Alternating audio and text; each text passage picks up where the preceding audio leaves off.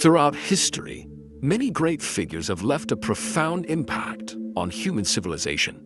From brilliant leaders and exceptional scientists to visionary thinkers, they have helped shape the world as we know it today.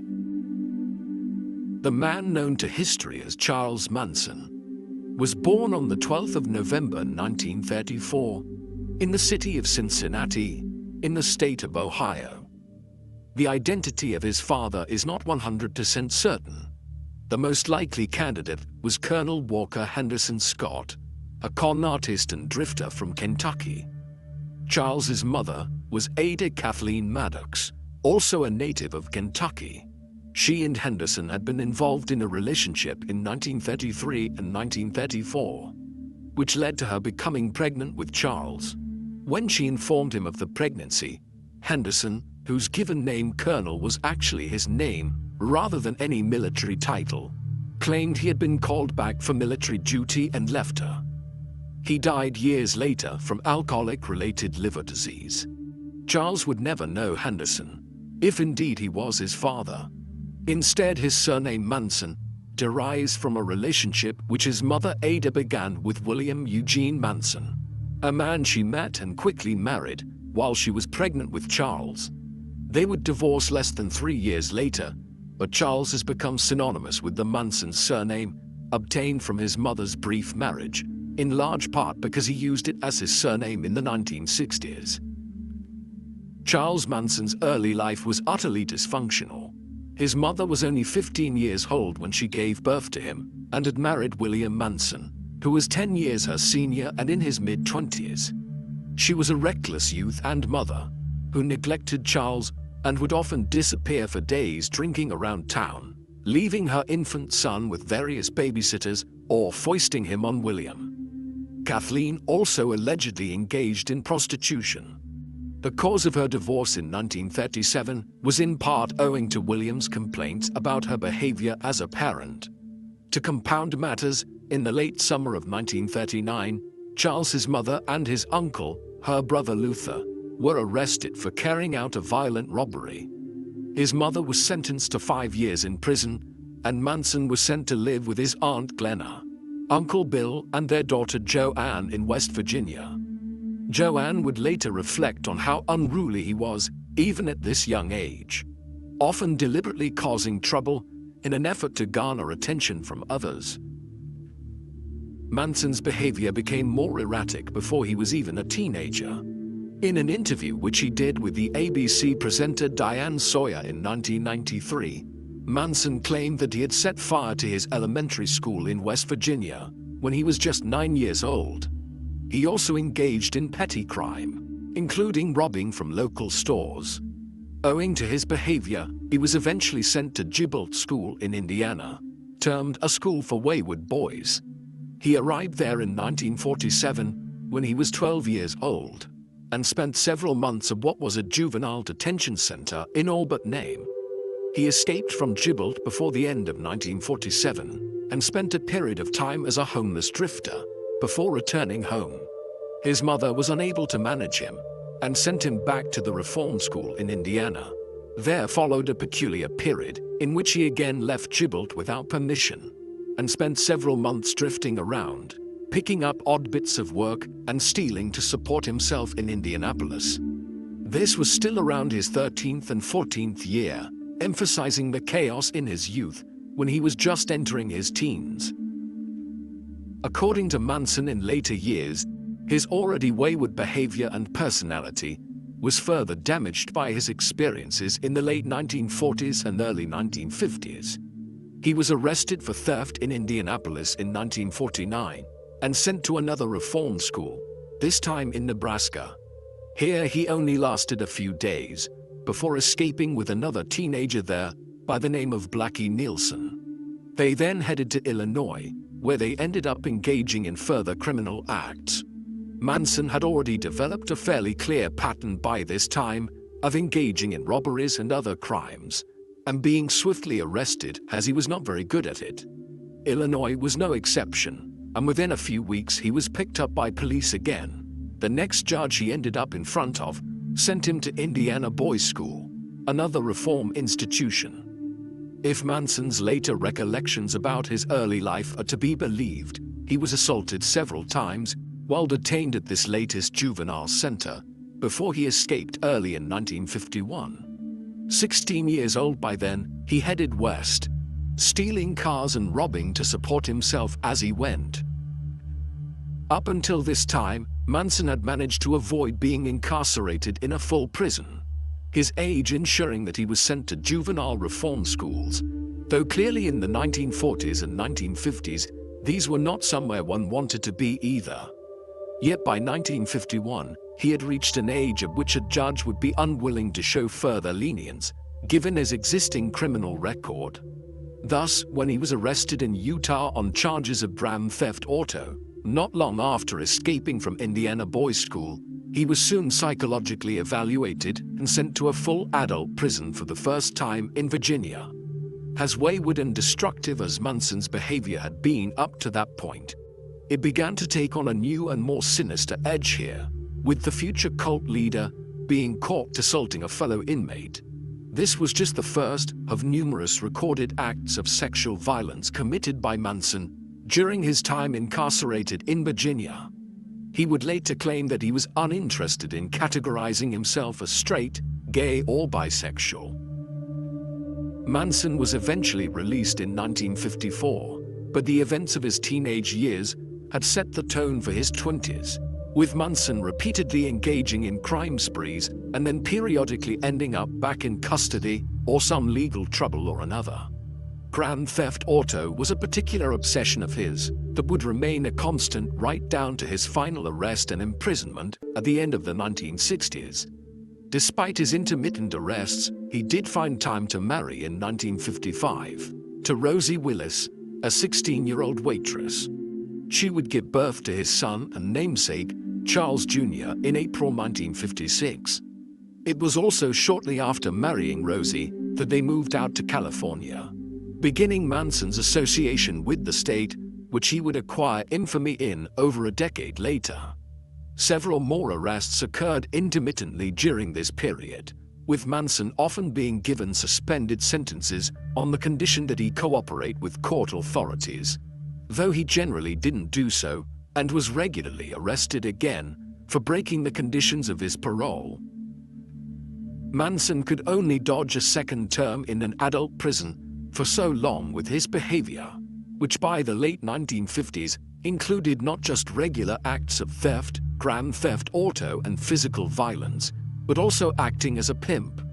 This latter activity is notable as much of his cult leadership in later years would revolve around the manipulation of wayward young women.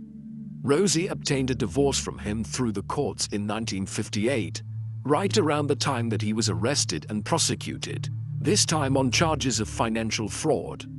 Taking into account his growing criminal record, the courts decided he should be given a 10-year sentence on this occasion. It was not before he had met and made plans to marry a woman by the name of Leona Stevens. The marriage was solemnized in 1959, and she and Manson had a son named Charles Luther. He would have very little recorded interactions with either of these earlier sons in later years, though Charles Jr. took his own life in 1993, seemingly having found it difficult to live with the burden of being Charles Manson's son. Leona Stevens obtained a divorce in 1963, while Manson was still in prison. He would serve much of the 1960s behind bars, moving between several California prisons.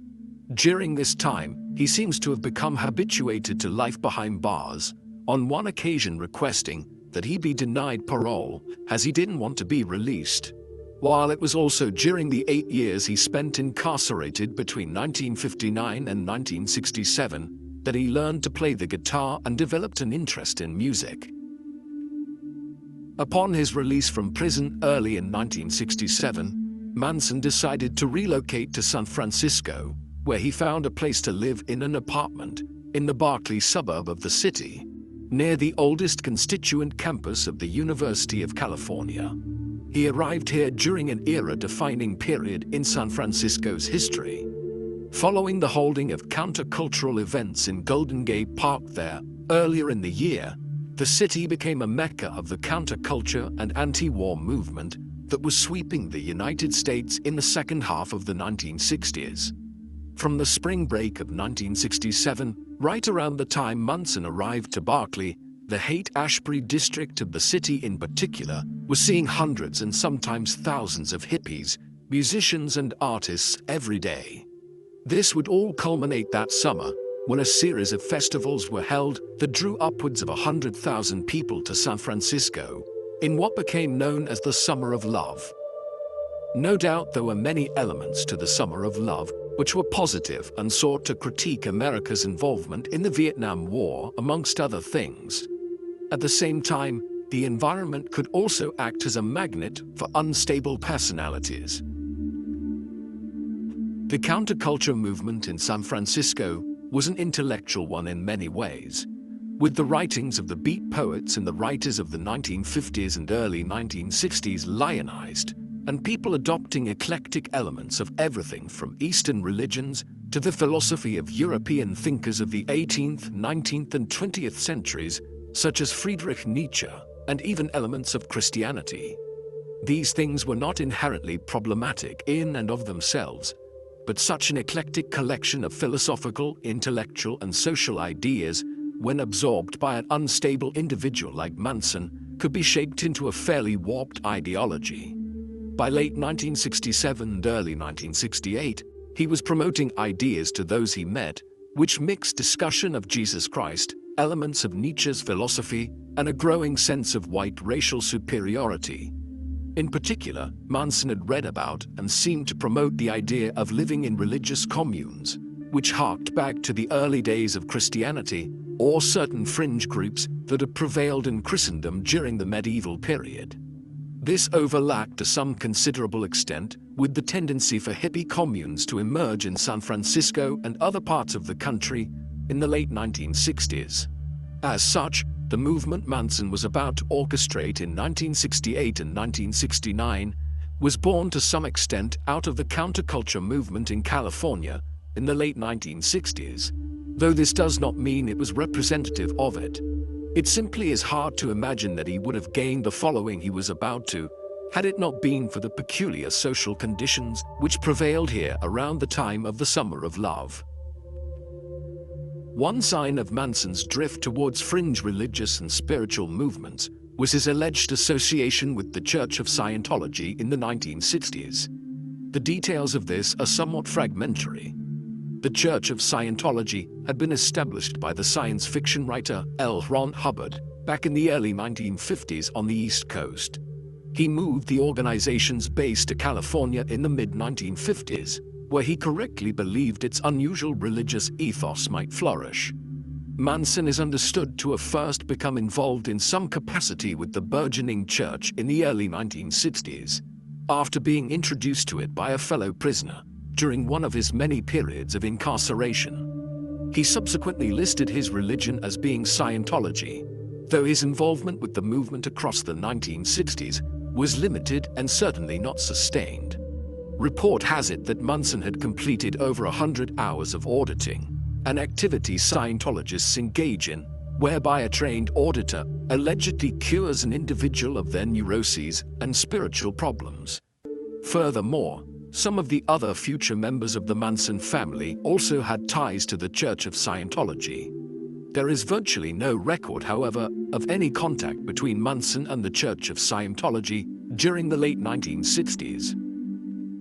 In late 1967 and into 1968, Manson began gathering individuals around him in what would become the first stirrings of the Manson family. Operating in the Haight-Ashbury district of San Francisco, he portrayed himself as a guru and a latter-day Christian mystic of sorts. A clear pattern was quickly established.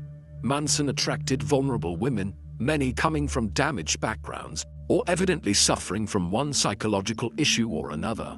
More than a few were still teenagers, often on drugs and susceptible to exploitation by a manipulative figure. These women soon began residing in and around the apartment of Mary Brunner, a librarian that Manson had begun a relationship with not long after arriving to San Francisco, and to whom his third son, Vincent Manson, was born in April 1968. By then, the Manson family had expanded to nearly 24 people. Amongst them, a number of individuals who would play a central part in the murders that followed in 1969. Charles Tex Watson was a man in his mid-20s from Texas who headed to Los Angeles around the time of the Summer of Love. Patricia Krenwinkel was a native of Los Angeles who was 20 years old in December 1967, had been bullied as a child, and became a particularly vicious member of the Manson family. Susan Adkins was from California and had visited San Francisco late in 1966 when she was 18 years old, becoming a stripper there. Leslie Van Houten was a teenage runaway who had begun using psychotropic drugs when she was only 15 years old. Linda Kasabian was from the East Coast and had gravitated out west, as well as having 2 marriages collapse by the time she was just 18 years old. These individuals joined Manson's growing cult at different times, and there were other members of the Manson family, but these were some of the key players in the events that would unfold in 1969.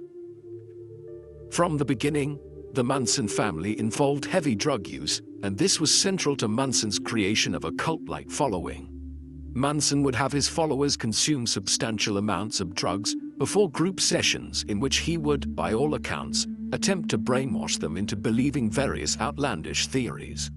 During these sessions, he would consume narcotics himself, though it seems probable that he did so in considerably smaller amounts than his followers did, in order to maintain his own composure. While some of these drugs were somewhat benign, others can have powerful effects.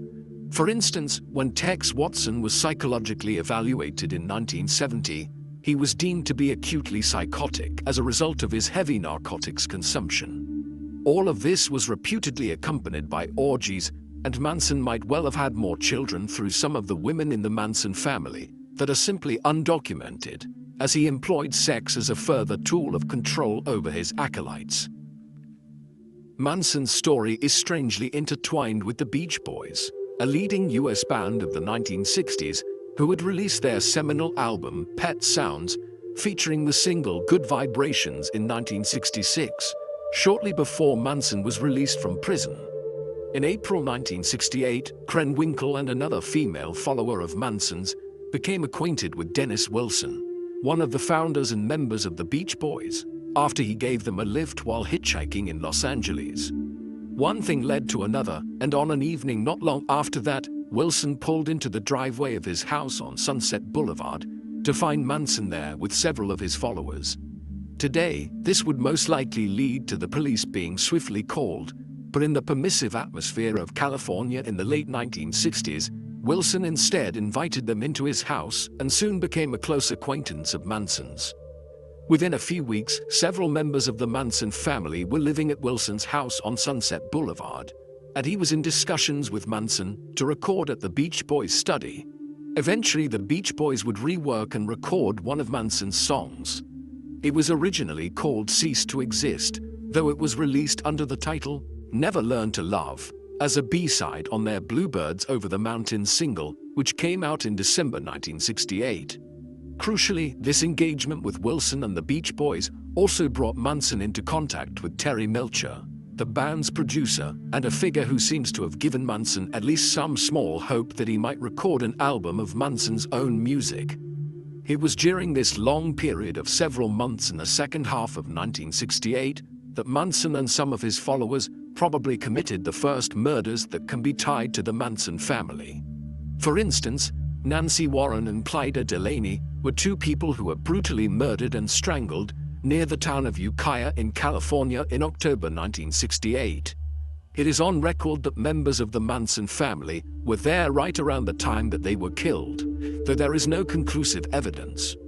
More concrete is the murder of Marina Elizabeth Harb on the 30th of December 1968. She was known to either Manson or some of his followers. It was around this time that the drug intake of Manson and the others with him at Wilson's house on Sunset Boulevard also began to spiral to new levels.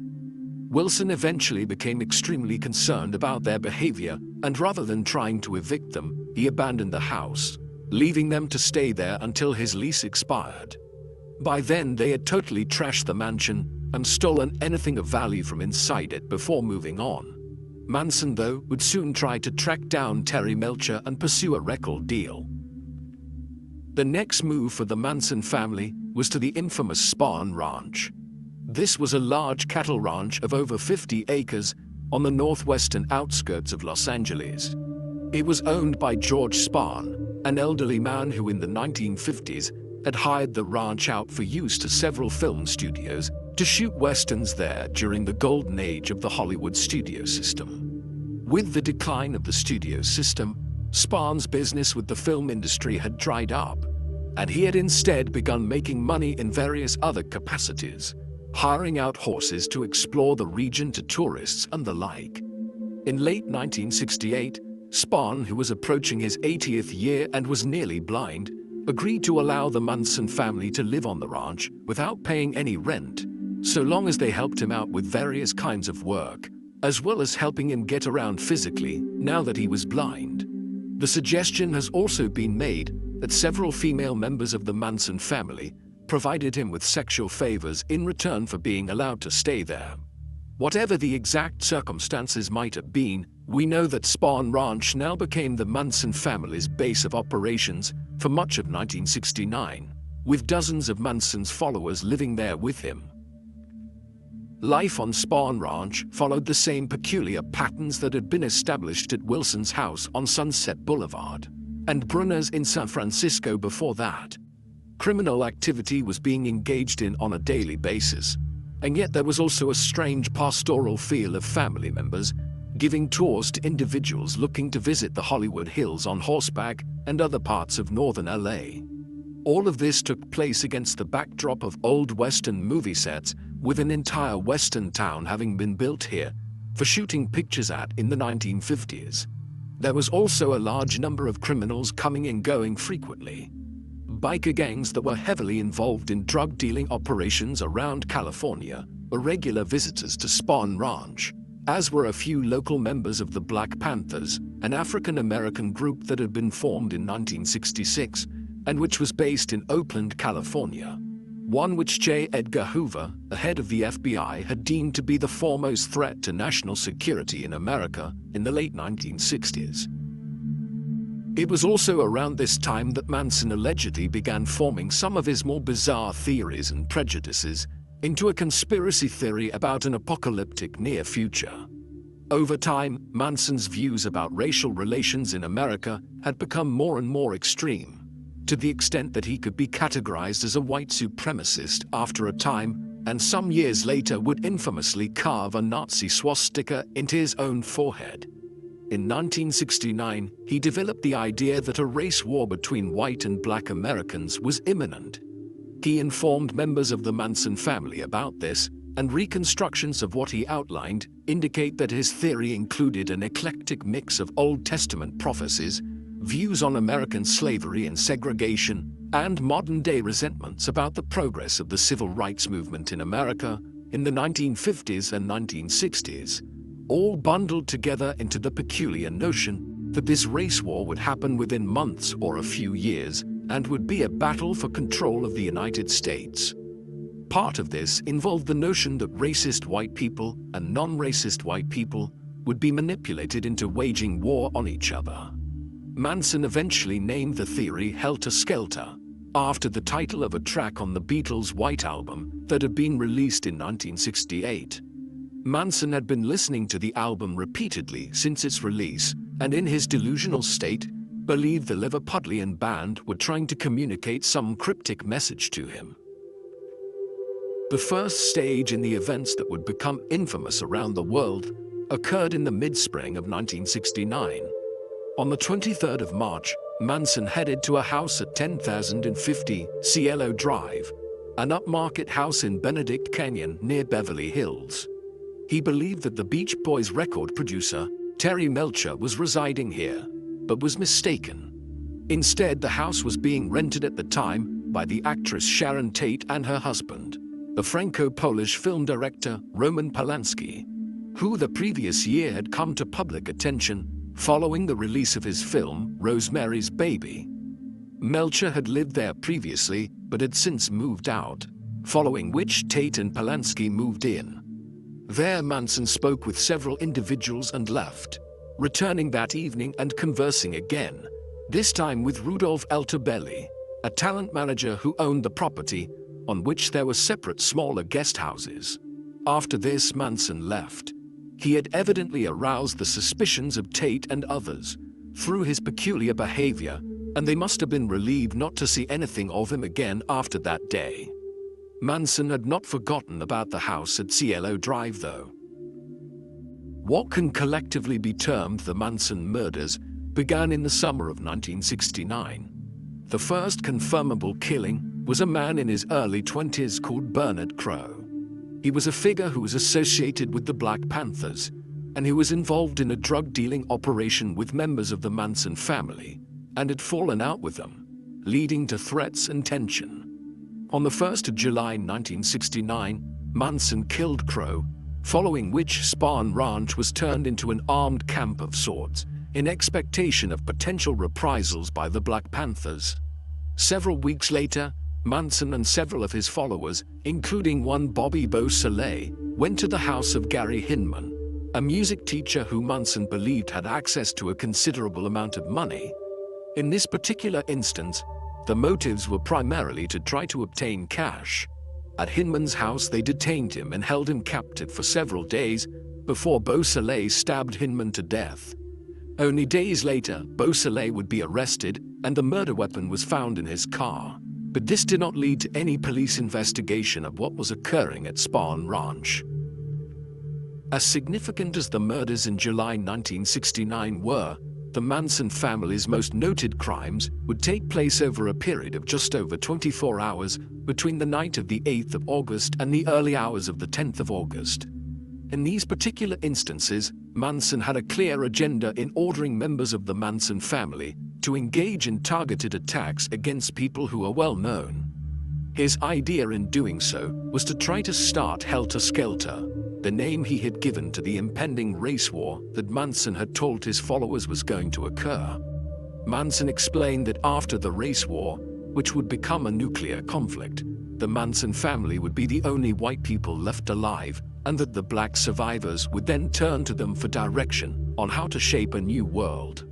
As such, it was vital to ferment and start Helter Skelter as quickly as possible, as it would benefit Manson and his acolytes. The best way of doing this, he asserted, was to murder prominent individuals and then frame black people for the murders, something which would start the race war. The first targets would be Sharon Tate and Roman Polanski, who Manson knew were living at 10,050 Cielo Drive, having been there months earlier when he was looking for Terry Melcher. Others have suggested that Manson had chosen the targets he did because he believed they were associated with Terry Melcher, and that he was embittered about his failure to acquire a deal to record his own music with the producer. Manson did not take part directly in the Tate murders. Instead, he sent Tex Watson, Susan Atkins, Patricia Krenwinkel, and Linda Kasabian to carry it out. Polanski was not at home at the time as he was in London working. Tate was there, though, along with several others.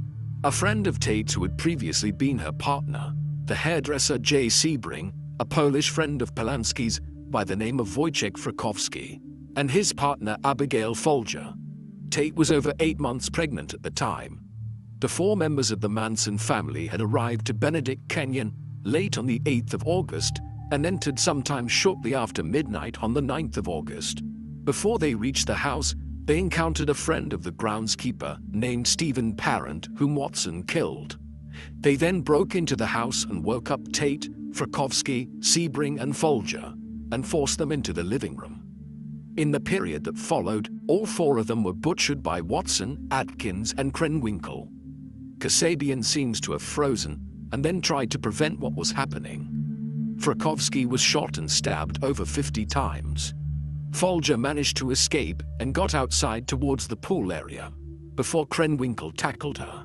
She was killed by being stabbed nearly 30 times. Back in the house, Sebring was both shot and stabbed to death, while pregnant Sharon Tate was stabbed 16 times. She was also hung, though an autopsy would later confirm that she had bled to death. A further feature of the bloodbath that had occurred was that Atkins went around writing in blood afterwards, notably the word pig on the front door. Then they left. The following night, on the 9th of August, again shortly before midnight, Watson, Krenwinkel, Kasabian and Atkins were accompanied by MANSON, Leslie Van Houten and Clem Grogan to 3301 Waverly Drive near the Hollywood area in Los Angeles. This house belonged to Leno LaBianca, a retail executive, and Rosemary LaBianca. On this occasion, Manson took the lead, entering the house on his own first to survey the situation before returning to bring Watson, Van Houten and Krenwinkel into the house. There they roused Leno and Rosemary LaBianca. Manson had ordered the others to make the scene bloodier and more dramatic than the previous night, if that was possible. To do this, they had brought a bayonet, which they used to stab Leno to death while in the living room. Krenwinkel also stabbed him over a dozen times more. They further carved the word war into his chest, while Krenwinkel, who revealed herself to be possibly the most deranged and violent of all of Manson's acolytes during the murders, enthusiastically went about writing things like helter skelter and death to pigs on the walls in blood. Rosemary was murdered in one of the bedrooms with a bayonet. Then, having created the second gruesome murder scene in the space of just over 24 hours, they fled. There were possibly other murders during the Manson family killing spree in the summer of 1969. On the very same night as the LaBianca murders, they had gone to the home of Saladin Nader, a Middle Eastern actor, with the intention of killing him too. But Kasabian was sent to do it and claimed afterwards that she foiled the plan by heading to the back door of someone else's apartment. A teenager by the name of Mark Waltz was seemingly kidnapped from Santa Monica Pier when fishing in mid-July and killed, his body being dumped on Mulholland Drive afterwards. He was known to associate with the Manson family at Spahn Ranch and possibly was killed on Manson's orders. In late August 1969, a stuntman by the name of Donald Shea, who was working for a time at Spahn Ranch, also disappeared. His remains were found 8 years later, and it is assumed by most who have studied the Manson family's activities that he was killed by them a few weeks after the massacres at the Tate and LaBianca homes. Several other murders occurred in the autumn and early winter of 1969 that can be tied to the Manson family in one way or another. While there are also numerous unsolved murders in California in 1968, the prosecutors later affirmed that there was substantial evidence to suggest were carried out either by Manson or his followers. The Tate murders were high-profile and sinister enough that substantial police resources were deployed in their aftermath to try and discover who had been responsible for the killings. As the investigation developed, the police began to think that there might be connections between the Tate and LaBianca killings, noting similarities in terms of the weapons used and the manner of the killings, with stab wounds inflicted and writing in blood on the walls.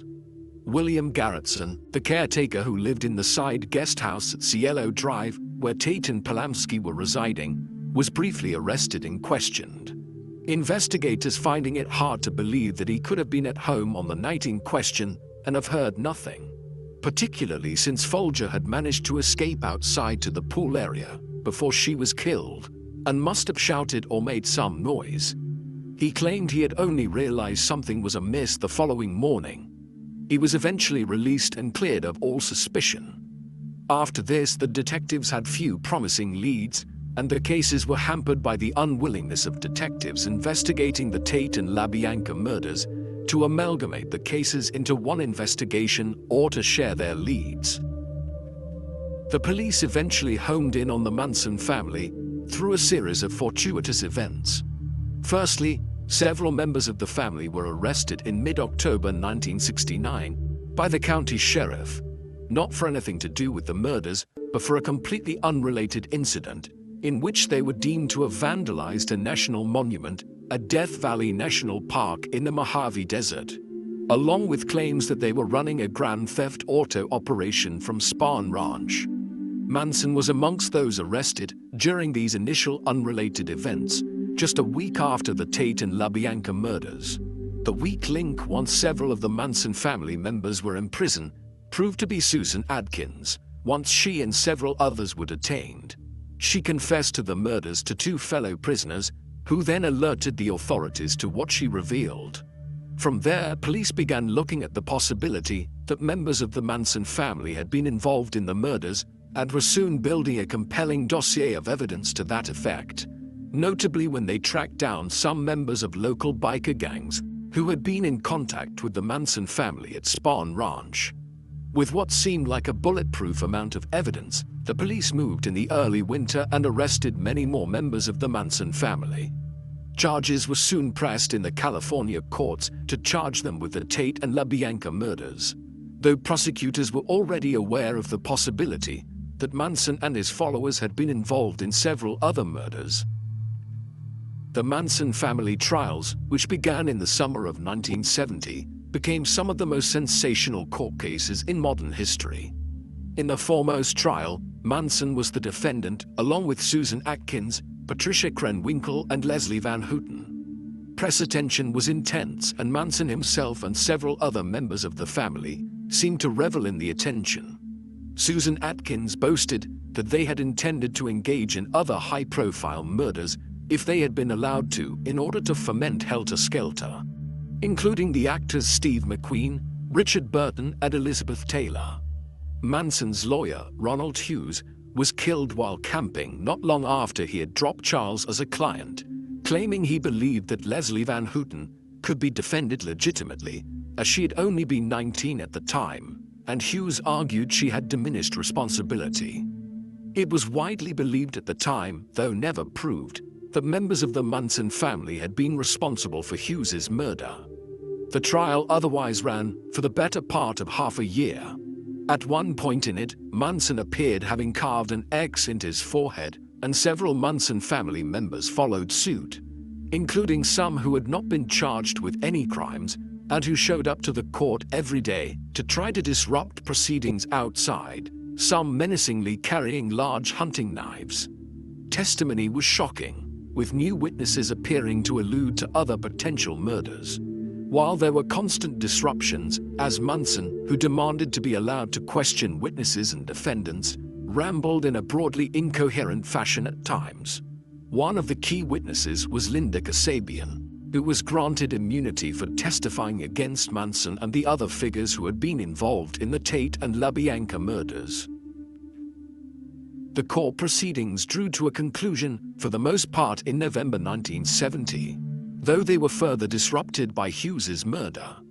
The jury gave their decisions at the end of January 1971, by which time Manson had shaved his head and was claiming to be the devil. All 4 defendants were found guilty on 27 different charges. In delivering the verdict, it was noted that while Manson could not be found directly guilty of having committed the Tate or LaBianca murders, he was culpable in all cases, as he orchestrated and ordered the murders. 2 months later, the judge ordered the death penalty for all 4. They would never be executed, though, as a state ruling in 1972 essentially brought the death penalty to an end in the state of California. All 4 had their sentences commuted to life in prison. Over the years, they would regularly have parole hearings, often televised given the public interest in their cases. These would almost universally result in rejections. Manson would never be released and stopped attending his parole hearings after a time. Susan Atkins died in prison in 2009. Patricia Krenwinkel is still in prison and is the longest-serving female prisoner in the state of California. Leslie Van Houten was released from prison in 2023 at 73 years of age. She had been recommended for parole for several years, having been deemed to have been genuinely remorseful for what she had done. Many other members of the Manson family were arrested and incarcerated in the course of the 1970s, though the group was so large and the levels of culpability in their crimes varied enough that some people could never be charged with any crimes. Inevitably, given the public fascination with the Manson killings and the almost occult element to them, conspiracy theories have arisen surrounding the Manson family in the decades since. Many of them are outlandish. That said, there are also a lot of facts about the case which remain highly peculiar.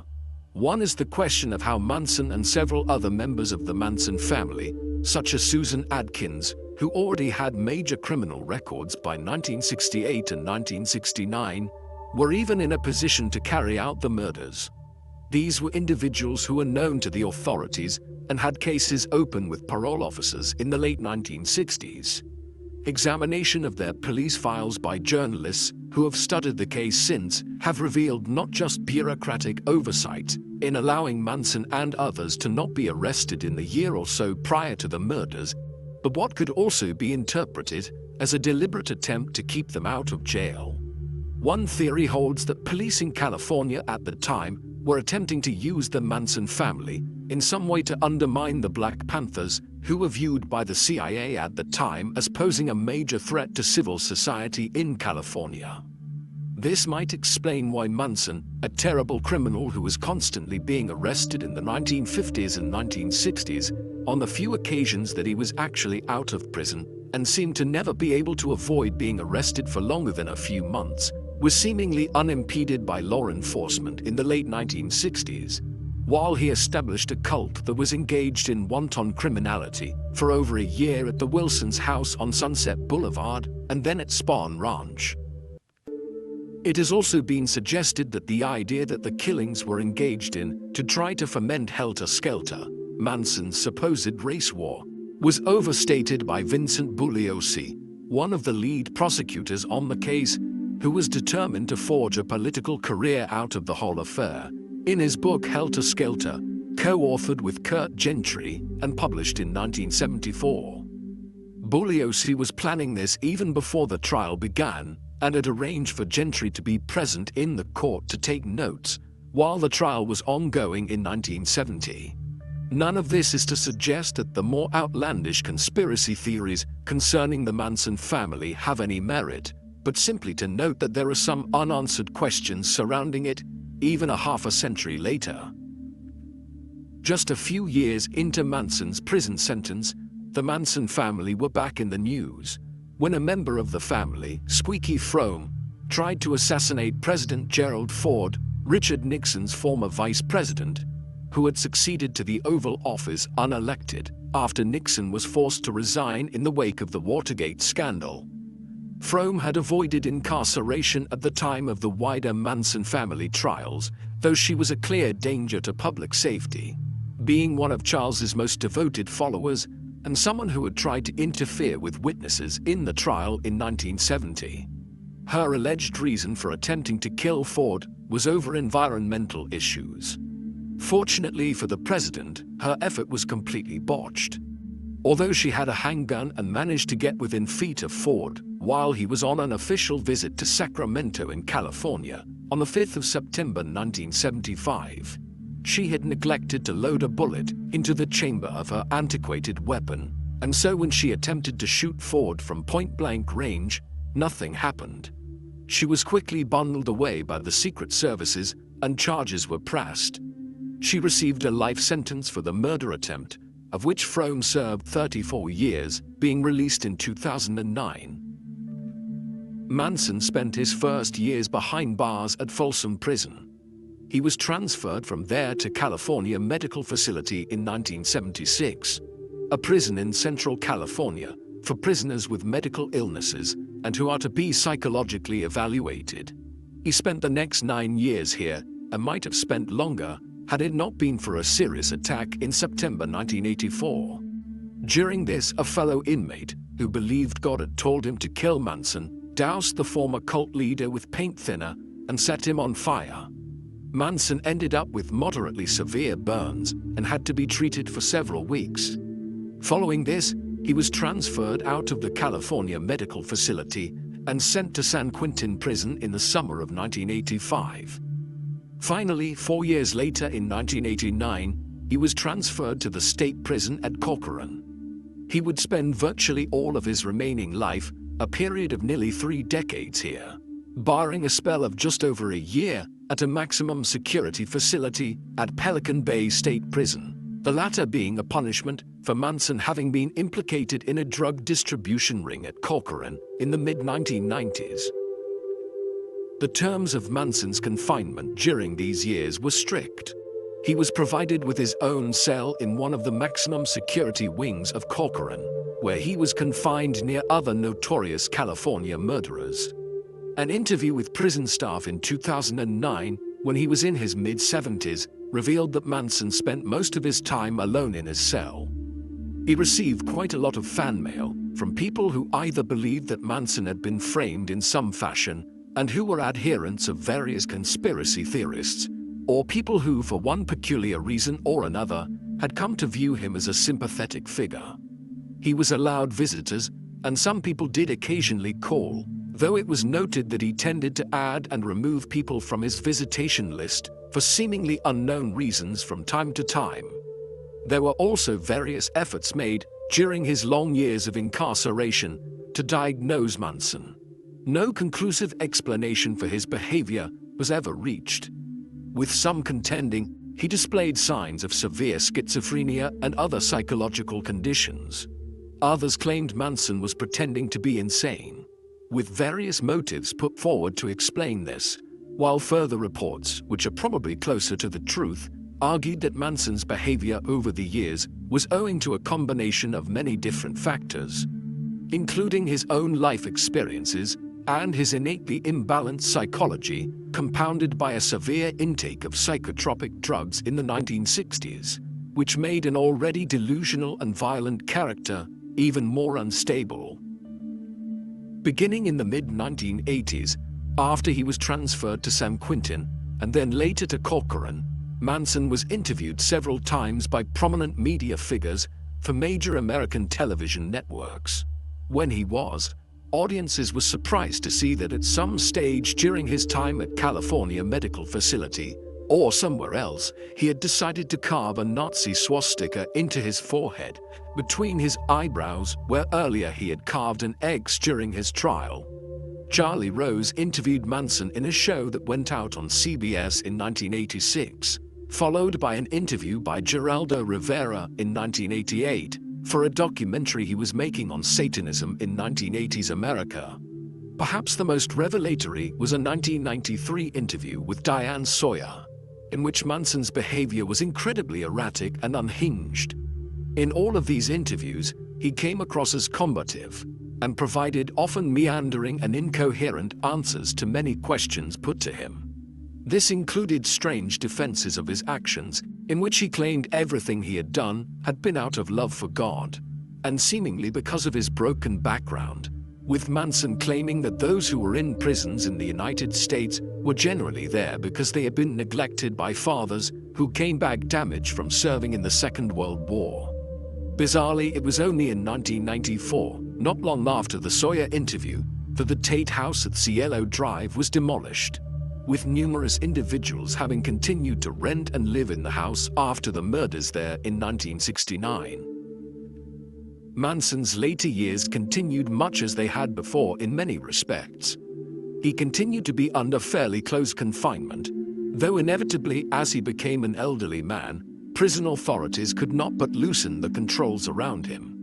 He was, for instance, allowed to resume his interest in music and recorded some songs in prison. These have never been made publicly available. Perhaps the most peculiar element of his later years concerned a fan by the name of Afton Elaine Burton. Burton came from a religiously devout Baptist family from Illinois.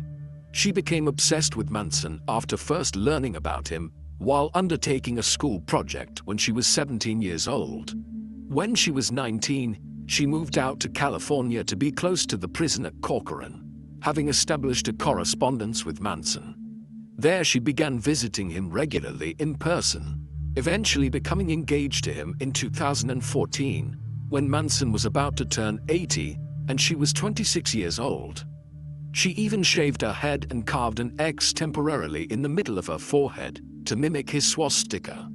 The marriage only fell through when rumors circulated that Burton was intending to take possession of Manson's body when he died, in order to have it preserved and turned into a tourist attraction. The story is not as unusual as it seems, and other infamous killers such as Ted Bundy attracted obsessive female fans at various times over the last several decades. Manson was refused parole Following what was his 12th parole hearing in the spring of 2012, the board determined that at this particular juncture, that he would not be eligible again for a hearing until 2027. By then, he would be a man in his early 90s, and it was assumed he would probably have died by then.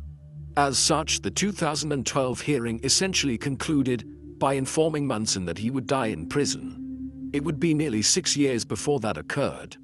By the mid-2010s, he was an increasingly ill man, his advanced years exacerbated by decades of incarceration.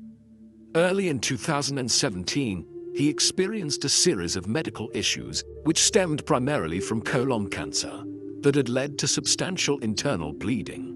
Surgery was ruled out, and Manson spent much of that year in various prison medical facilities.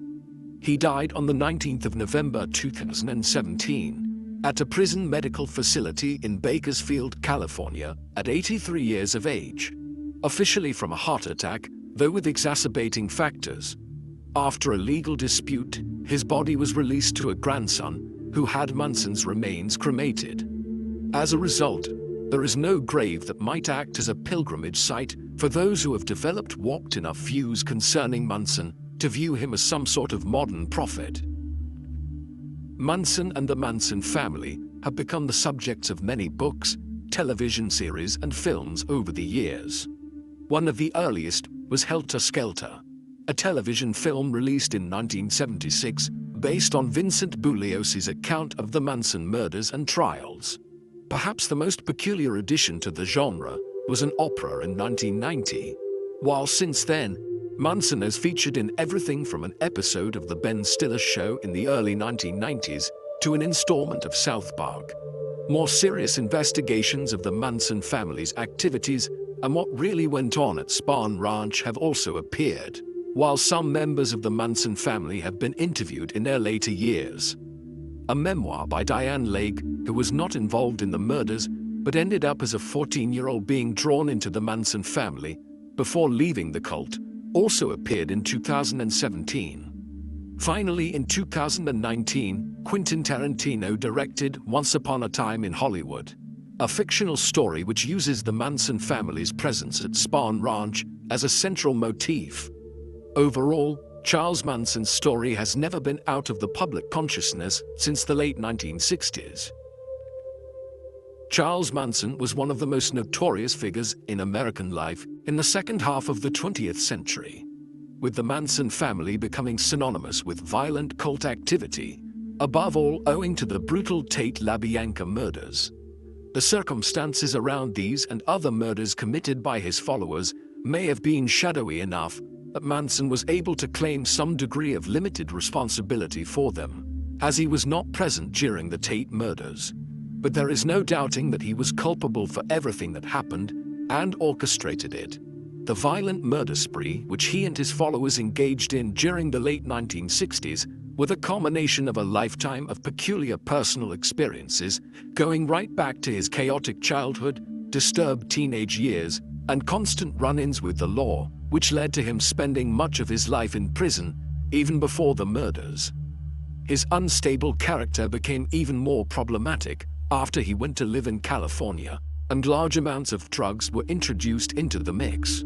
All of this combined with the eclectic social environment of San Francisco and Los Angeles in 1968 and 1969 to allow him to garner a cohort of impressionable and unstable followers, many of them young, troubled women who were responsive to Manson's increasingly paranoid and deranged theories about impending race wars. It all exploded in 1969 in at least 9 murders and possibly many more. Manson lived out nearly half a century of his remaining life behind bars, surely being a classic example of someone too dangerous to even contemplate returning back to society. What do you think of Charles Manson? Was he a deranged individual who was barely cognizant of how unacceptable all of his actions were? Or was he a scheming, calculating person who manipulated others to the maximum extent possible? Please let us know in the comment section. And in the meantime,